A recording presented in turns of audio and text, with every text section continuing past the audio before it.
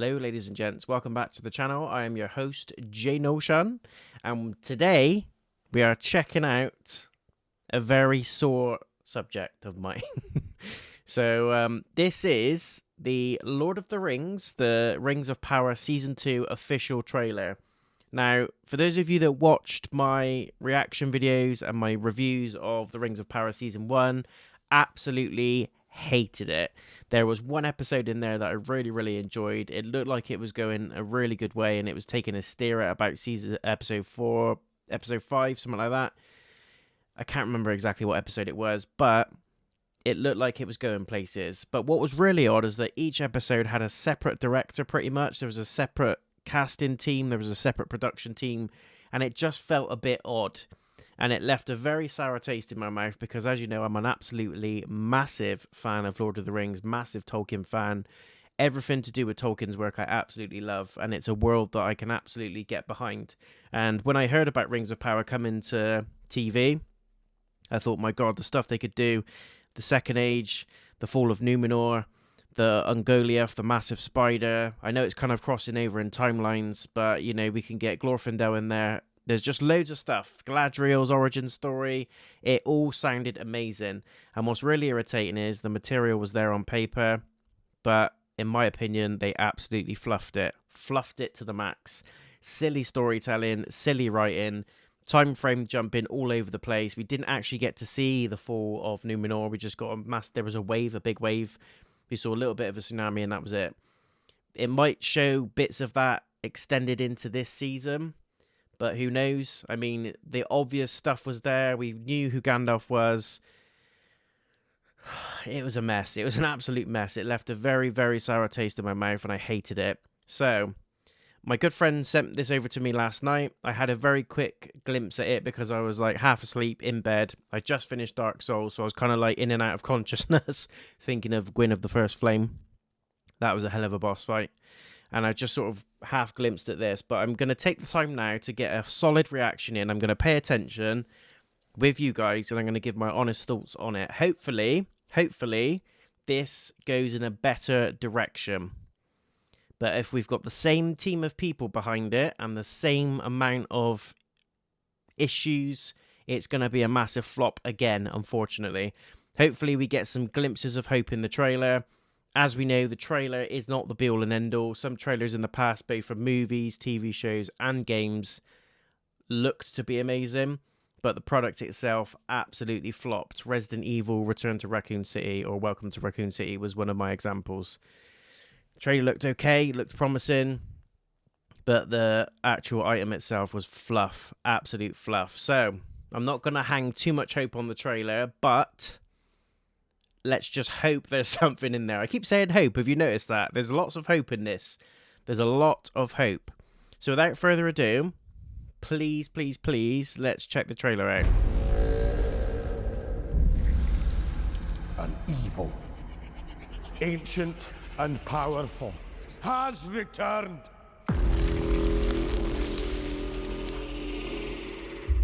Prepare yourselves.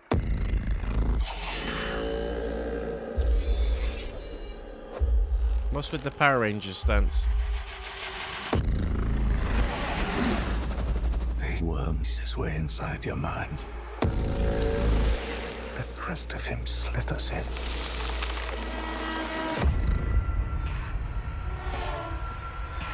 I think he has been here. I think he's been here among us all along. So that's Anatar, okay.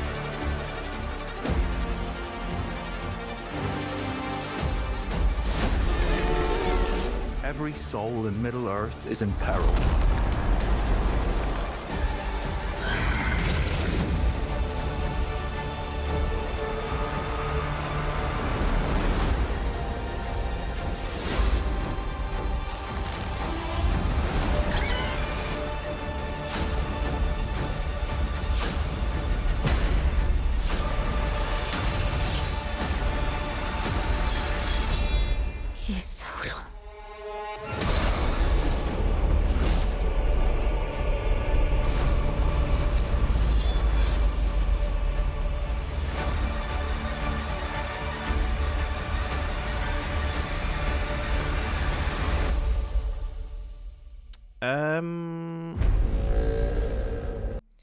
It looks okay-ish. You done fucked it up! I mean, let's just say first and foremost, it looks flashy as hell, but so did the first one, and so did the first trailer. But when you're expecting anything less than spectacular in terms of graphics, CGI, you're stupid, because this thing has got billions of pounds, dollars, whatever, with a B, billions behind this project. So if they pump that sort of budget into this and you don't at least get something that's visually good to look at, you're in trouble. The first one, I didn't have a problem with what they were doing visually. Some of the set pieces were great. Some of the scenery was great. The outfits, on par-ish. I hated what they did with Celebrimbor. It just looks like an absolute joke. Hated what they did with Gil-galad. Kind of looked like him a little bit, but his character completely different to what he's like in the books. Totally against the lore, and that's kind of what I hated about the first one. They just went off-piece too much, and I was like, come on. The Last of Us did it great. The first season of The Last of Us was amazing. Alright, they missed out certain sections, but it was tiny details. But all in all, it was a true and honest and respectful replica of the game, whereas they just pissed all over this, which annoys me because there's so much lore there. They can have a field day picking and choosing what they put in on the big screen. But anyway, it looks flashy. It looks fairly flashy. So here we're seeing Sauron. God knows what that is. It looks like a form of Sauron the Necromancer. This is just... I hate what they're doing with Galadriel's character. She's not a princess, warrior, Xena, power to the people, pro-feminist person. She should be casting fireballs out of her asshole at this point. Out of pocket for that shit. Way out of pocket. What do you gain from that? But whatever. The funniest thing I saw in the first season was when she was doing like yoga on the horse, where she was doing backflips. This scene actually got me quite interested. I hate what they've done with this character. This is Celebrimbor, so this is the man that makes the rings. And basically Sauron comes in the form of an elf called Anatar. Anatar is Elvish for the Lord of Gifts. And he comes in, sweet talks Celebrimbor basically. And finds out the art of ring crafting. So that is going to be something I'm going to be interested to see how they portray that on screen, because there's a lot of things they could do well with that storyline in terms of how Sauron learns how to craft the one ring and learn from Celebrimbor without him knowing. So they're either going to make him look deadly stupid, which is what my guess is going to be, or they could do a really good storyline where they weave in Sauron's deception. And he probably doesn't even know it's Sauron, because obviously he's portraying himself to be a beautiful elf who's very kind and whatever. So whatever. But it just has me worried but intrigued at the same time. So this is him appearing. This is obviously a nod or a homage to the lidless flame when Sauron's got the red eye, and he comes in the middle. There you go. There it is. You see it? There's the outline. There's the eye in the middle. Anatar. So that has me a bit interested. There he is there. I think his character looks quite menacing. It looks true to what it is. But again, it's just about how it all plays out on screen. Don't know why whoever that is underwater. What's going on? Don't give a shit about their storyline. The dwarves... Nah, okay. Some of it's good. Some of it maybe not. This looks... I was looking at this and I thought, is that the bridge of Khazad-dûm being destroyed? Because obviously in The Lord of the Rings, when the Fellowship go through Balin's tomb into Moria, they go past Balin's tomb and then they go onto the bridge of Khazad-dûm where Gandalf fights the Balrog. And if you've noticed in those movies, or in the Fellowship mainly, a lot of the walkways are broken and split, which is why they have to chuck the hobbits over, and then the goblins are trying to pick them off with arrows, and Legolas sticks one in the head from miles away. I'm wondering if that's that scene. If it's just showing how sort of Khazad-dûm is shaped, maybe. I don't know. It could be something completely unrelated, but I thought that was quite interesting if it is. Got a nice looking orc there. I mean, the orcs looked horrendous in the first one. At least in this one, they look a little bit more true to what they should be. Everyone just looked a little bit off in the first one. This is the 3 Rings of Power. And hopefully, it's going to be interesting, and I hope they do show it, how Gandalf gets one of the rings, because he ends up with one of the Elvish rings. given to him by Sir Dan the Shipwright. His character is just overkill. I think they're just trying to replicate Legolas. I don't see the point in his character at all. I don't give a shit about his character. He's just flashy. They're literally just trying to copy and paste Legolas. I don't know why. It's just like, oh look, he's like Legolas. You know, there's a flashy elf with a bow. So yeah, whatever. At least we're gonna get some bigger scale battles. That's what I'm looking forward to, and that's what was missing in the first one. It's not always about that, but shows like Game of Thrones, House of the Dragon, they do so well with fleshing out that medieval tale with big scale battles. And Lord of the Rings and just the Tolkien lore generally, in terms of like the Silmarillion, the Second Age, the Unwritten Tales, there's absolutely tons of large scale battles and big beasties that they could do a lot of the budget with, if you see what I mean.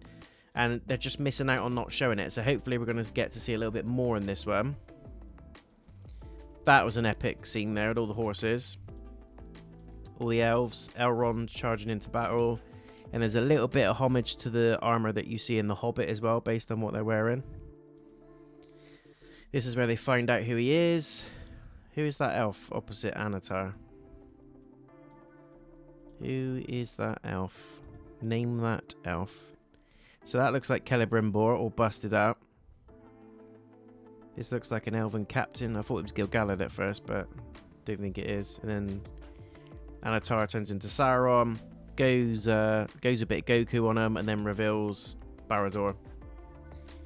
So there he is, concealed the whole time, which kind of ties into what you see in The Hobbit in terms of the necromancer, when he sort of conceals the area and everything's enshrouded by a dark mist, concealed by black magic. You can't see it.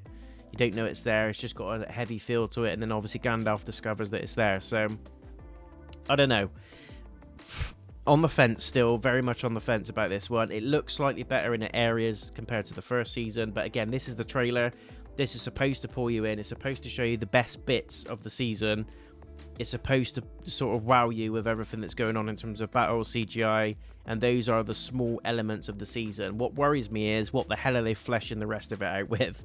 Are we going to see more of horse yoga, Batman flips, and Power Ranger battles, and really shit storytelling and script writing? I don't know. It looks like it is, but hopefully it's going to be a step up. We're going to see more action, and we're going to see more true homage to the lore as well, and nothing's going to steer away too much from that. There's a lot of characters in there I don't care about, and hopefully they can sort of reignite my interest or pull me into being interested in those characters in the way that this season's written. I'm still holding out hope, but I've also got a very bad feeling about how this one's going to land. So a little bit more hopeful than the first one, I think. Despite what the first one did to me, it scarred me for life. But I'm still holding out hope, so we will see. But let me know in the comments what you think, guys. Are you excited for this one? A lot of people did enjoy the first season. I absolutely hated it, and I think if you're going in raw, if you're not a Lord of the Rings fanboy like me, you haven't read all the books, you might enjoy aspects of the first one. But I think if you're sat there really paying attention to what's going on, it's really bad acting, it's really bad storytelling. It's not true to the lore in most ways. A lot of the characters were boring, uninteresting, and it just led to nowhere. I mean, at the end of the first one, it's like, yeah, he's Sauron and the 3 rings have been made. That was it. That was the whole 8, whatever it was, 9, 10 episodes. Some of them were an hour and 20 minutes long. That I've just summed up the first season for you. The 3 rings were made and Sauron reveals himself. That is it. That is it. Literally, you've not missed anything. You've not missed anything else. And the fire guy was Gandalf, which we worked out from episode 2 within 10 minutes. We will see. We will see. We've got till August to stew on it. We've got till August to see a little bit more. I will be watching it. I don't make plans to do reviews on it, but if you guys want to see reviews on season 2, let me know. Season 1 was a hellfest for me. I had to literally slug it out in the end. Hopefully it's not going to be the case with this one. I'm going to watch it either way. So if you do want to see more reviews on this one in season 2, please reach out and let me know on my socials. Email me, TikTok, Twitter, PSN, YouTube, Twitch, whatever it is. Whatever's easiest for you. If there's enough interest, I will put myself through the pain and watch season 2 with reactions at the end. But hopefully it won't be a pain. Hopefully it'll be okay. At least a little bit of a step up. Who knows? On a side note as well, guys, I don't know if you know, but there is a Lord of the Rings movie coming out. It's called The Hunt for Gollum. And it's based on, as you can probably guess, the story in between where Gandalf and Aragorn are looking for Gollum. Sauron captures him, tortures him, finds out where the ring is. Basically, he says Bilbo's got it. It's that little, you get a little snippet of it in the Fellowship of the Ring where Gandalf talks about what happened to Gollum. You get that, basically. Andy Serkis is directing it, and he's also starring it. Very excited about the starring aspect.